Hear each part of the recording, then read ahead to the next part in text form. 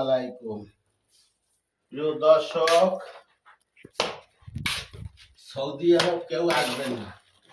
Saudi আরব আসলে কিন্তু এখন চালান উঠাইতে কষ্ট হবে। বাংলাদেশে তো আসবেন 5,00,000 টাকা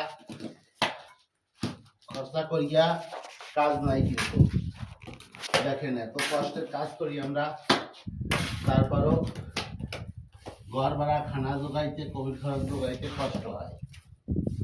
একটা চিন্তা করবেন, এখন আর সৌদি আরবে শান্তি নাই।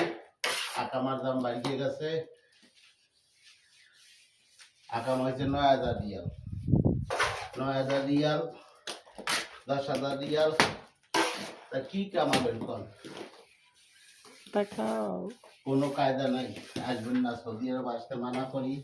দেখছেন মাথার দাম পারতলা পরে, এরপরও টাকাও আবার সৌদি দেয় না। অনেক খরচা করিয়া টাকা খাইয়ে বেলায়।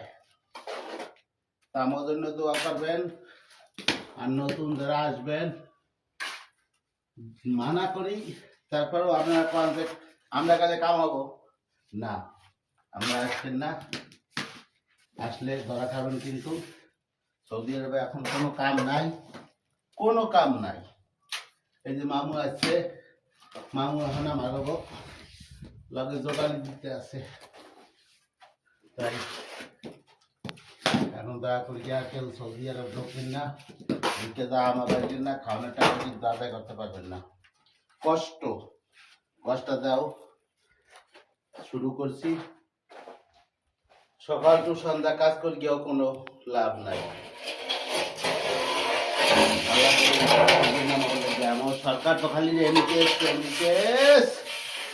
খালি দেও, কোনো সুযোগ সুবিধাই দেয় না। আচ্ছা, ওকে, ধন্যবাদ।